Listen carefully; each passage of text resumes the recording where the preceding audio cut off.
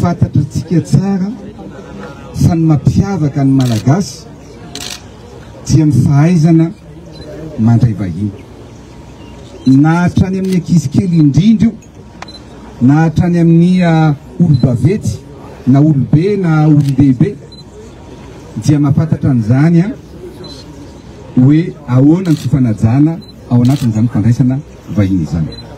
Izay no mampalaza ny malagasy ary rehefa mandeha ianao na tsy vahiny manakaja ihany io fa na mpizahatany aza dia tsy misy izay tsy milobava hoe hafa mihitsy ny hospitalité na ny fandraisan'ny malagasy vahiny.